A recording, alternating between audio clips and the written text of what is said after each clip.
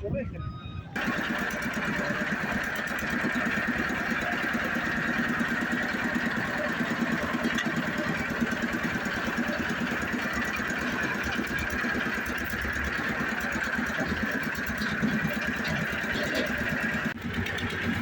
anda Afganistan'da Herat ilçeyiz.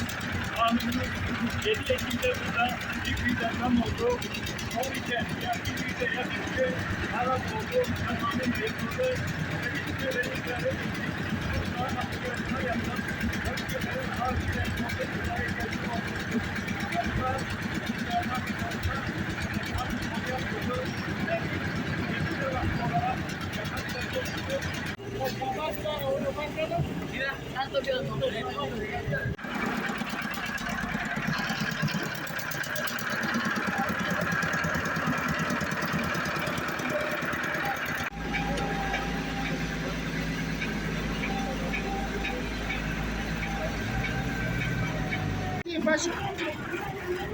Şu anda Afganistan'dayız.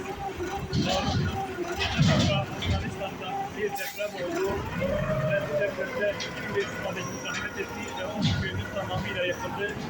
Oradaki insanlar hava soğuk olduğundan, aşırı dolayı çadırlarda barınamıyorlardı. Bugün Afganistan'ın Herat ilindeyiz. Herat iline bağlı Zincadan ilçesinde zarar gören 13 köye bugün de dediğimiz gibi inşallah Allah'tan aldığımız konteynerları biraz da götürüp o köylere yerleştireceğiz. Şu anda konteynerlarımız Avrupa Yetimleri Umut Kervanı İHO Evrak ve Yetimler Vakfı'nın beraber organize ettiği bu çalışmayı inşallah gün boyu içerisinde ara ara siz değerli gönül dostlarımıza göndereceğimiz videolarla, konuşmalarla sizlere sunacağım, göstereceğiz. Şimdi dediğim gibi konteynerlarımızı yükleyip köye doğru gidiyoruz. Şu anda Afganistan'dayız. Afganistan'da bir deprem oldu. Ve bu depremde 2500 adet zahmet etti ve 10 köyümüz tamamıyla yıkıldı. Oradaki insanlar hava soğuk olduğundan, aşırı dolayı çadırlarda barınamıyorlardı ve bizim gözlerimizle müşahede ettik.